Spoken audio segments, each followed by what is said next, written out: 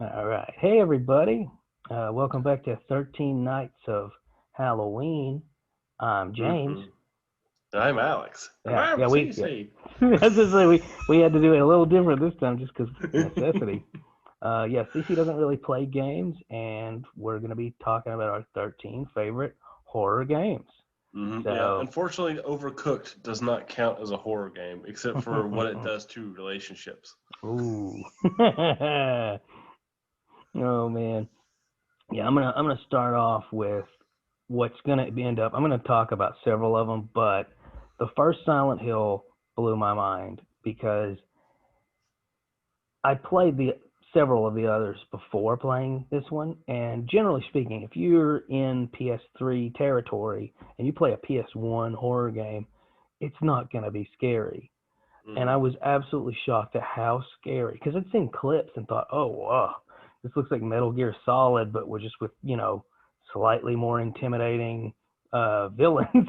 Mm-hmm. But really, it is so immersive and so terrifying. There were points where I would actually like twitch and leap out of the seat from genuine fear.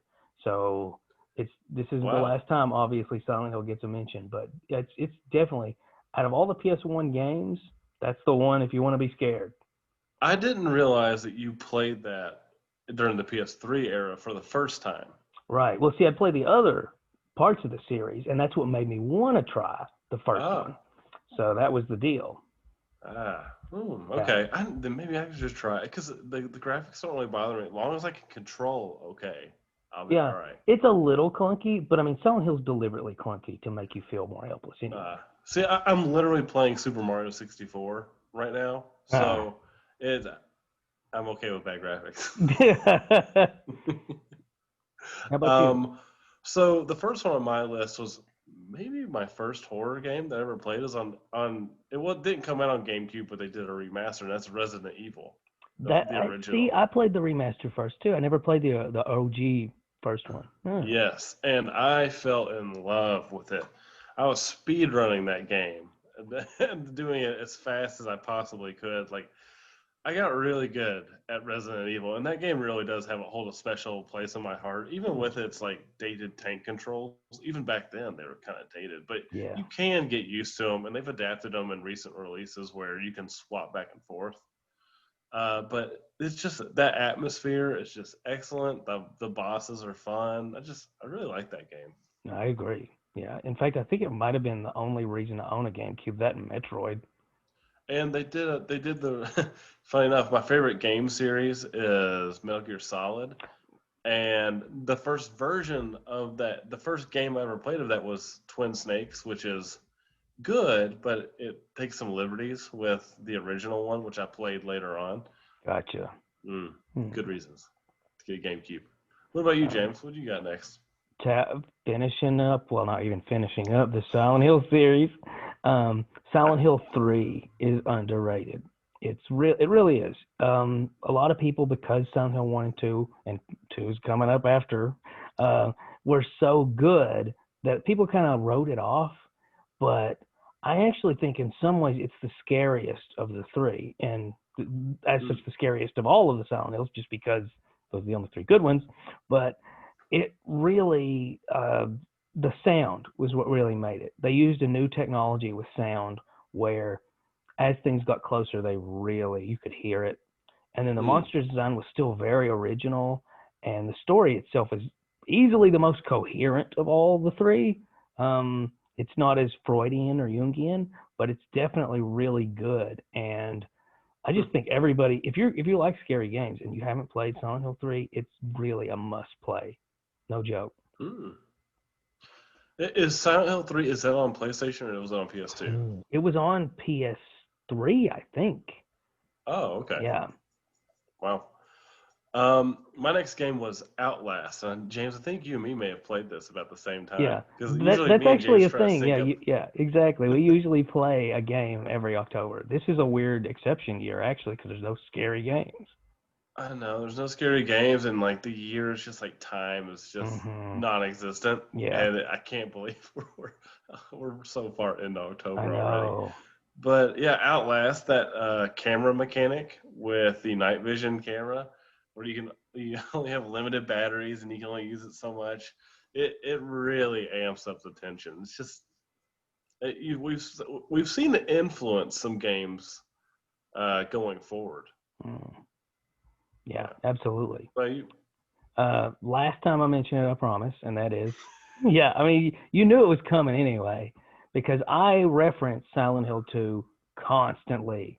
If I yes. compare a horror movie or a horror game or anything to something, it's always, well, it wasn't as good as Silent Hill 2, because Mm-hmm. it was, I mean, it really invented a whole genre in some ways. I mean, Silent Hill 1 kind of sort of spearheaded this idea that games didn't have to just be about zombies, which really, I mean, think about this.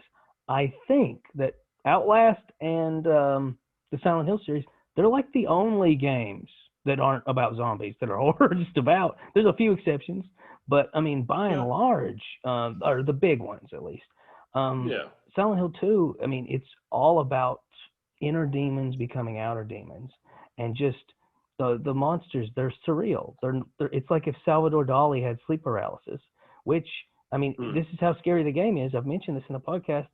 I used to visualize an executioner when I had sleep paralysis, and when I played that game, it turned into Pyramid Head. It influenced my Oof. subconscious that much. It is terrifying. It hasn't held up great because of the graphics, but it's still really scary. Oof. You're a big fan of those movies too, I'm sure. Ah, yeah, very sly comment there. You know what? The first one wasn't bad. It's just they ruined the whole narrative. And then the second one I Mm. haven't even seen because I was too scared to be disappointed. I don't blame you. My next one was Alien Isolation, which is a game that I felt like it almost took a lot from Outlast in a Oh way. yeah, Now, I'm not sure development wise how long it took after Outlast came out or anything like that, or even maybe Amnesia came out. But that is a terrifying game. oh See, yeah, I remember Cece was like, "Oh, how can a game be scary?" And within 5 minutes of watching me play it, jumped out of her skin. yeah, Like oh yeah. it's a little too long, I think, I for a agree. horror game. It's like 20 something hours almost or Yeah. something like that. Well, also it kind But of the horror wears thin too as you go along too. yes, Yeah. and so, but it is. There's nothing scarier than being tracked down by an intelligent xenomorph. Yeah, and you know you hit the nail on the head with that. Like they made their own engine for it. They made this amazing AI for the alien that it learns as you do stuff. Like if you start hiding in the ducts all the time, it's going to learn that and it's going to start going in the ducts and things like that. It's just amazing. It is. So yeah, it's the only reason I didn't pick it is because I knew you were going to pick it because it's it really is and definitely deserves to be in a top 5 list probably. Yes, for Yeah. sure. And I hear What about you? Louise. Yeah, yeah. Oh, yeah. She It's, decided to go get a drink of water in the middle of this. aw. Uh, Um, here's one that doesn't really scare me a lot, and actually I got it for Christmas for you, and I don't think you've played it yet. And that is what? What is it? Subnautica.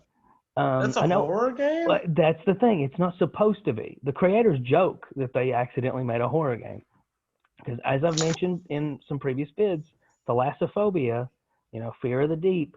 There are some Yes. moments in that game, even though the point of the game, it's more of a survival. It's kind of like a Minecraft in the ocean sort of game.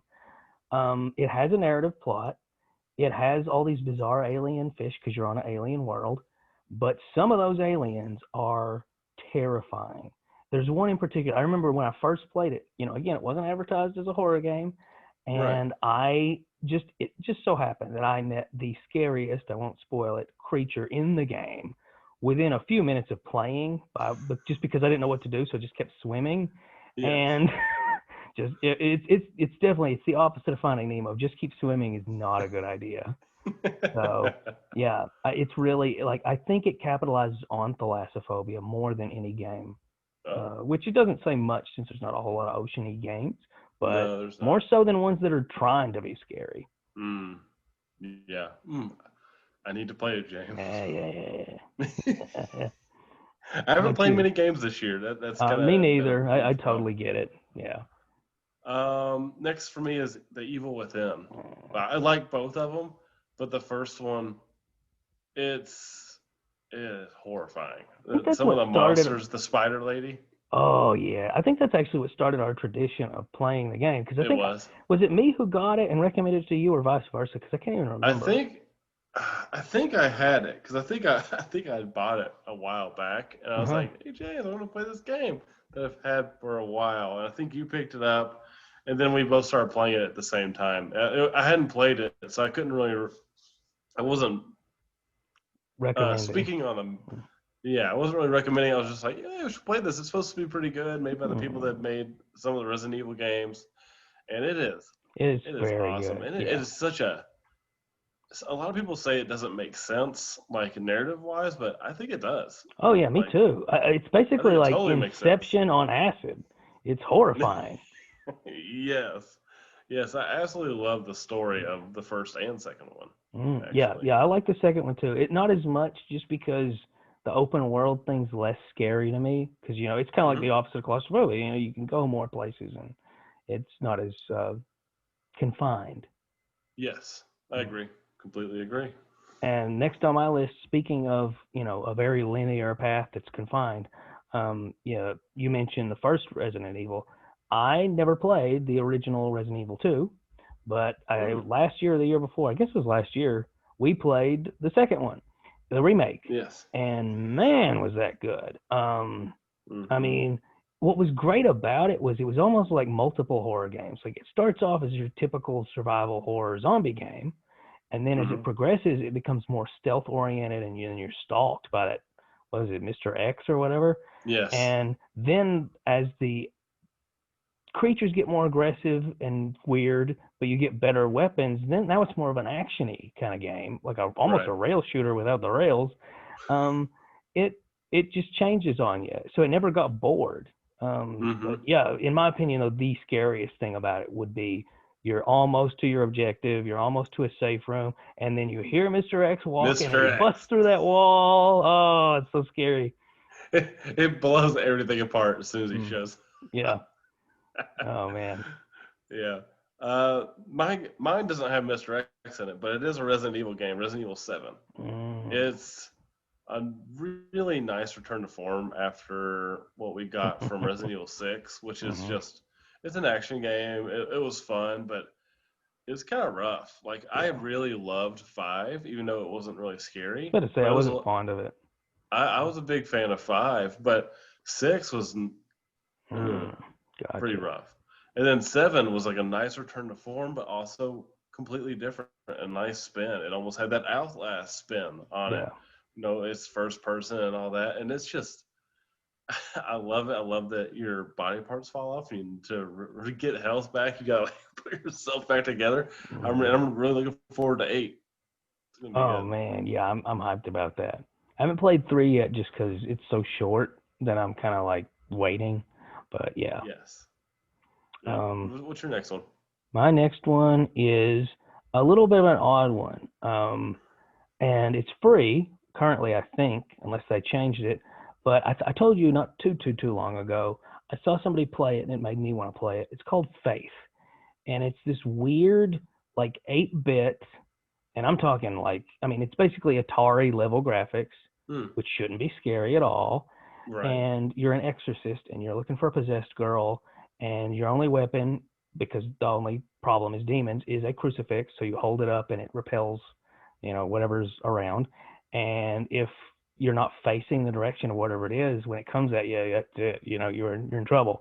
But just the voice, the fact that it's like that weird speak and spell, my Mm. God, what love said not for you, kind of.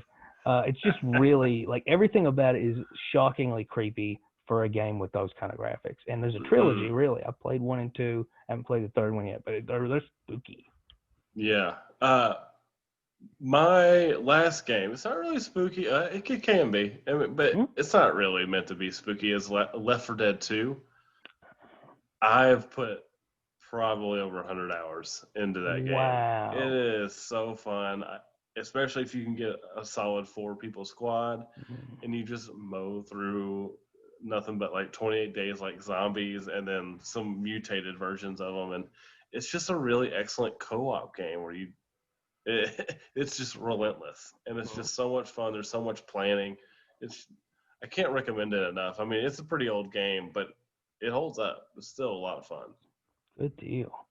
Last one is the biggest outlier.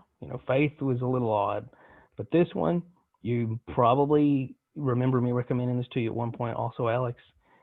Doki Doki Literature Club. I had a feeling you were going to tell me that one. That one came Yeah, out like what, 3 years ago, I think, and it's something like free. that. I think it's still Yeah, free on Steam. I think so. The weird thing about it, and I'm not going to spoil anything really, and I hate using this word because it's the most pretentious word I can think of or phrase. So you'll never hear me say this about anything else, but it really is avant-garde. And what I mean by that is this is a game that looks and sells itself as not being a horror game at all. And not only is it scary, but it totally changes the rules of what a scary game should be. It kind of reminds me of when Scream came out. People were like, oh my God, a scary movie about scary movies? This is a scary game that plays on the fact that it is a game. And that's not the first time that's been done, but it's definitely the best instance of it I've ever seen. So it's definitely worth playing. Yeah, and it's kind of funny. Like if you go to the Steam page, you wouldn't know it's a horror game. Exactly. You wouldn't know Yeah. it's a horror game, but it is. Yeah. Yeah. Good picks, James. Thanks. Same with you. Yeah. Yeah. So those are definitely some of our favorite games. And again, if you want to share what your favorite games are, you can message us on Instagram. You can message us on Facebook. But best of all, you can just leave a comment below. So yeah, like, share, subscribe. Keep asking, or like, share, subscribe. That's another channel. And and until next time, we hope that you can keep it straight. Why can we do this audio but not visual? Yeah. It should be easier. It's way harder when we have to like stare at each other. Yeah, I don't know why.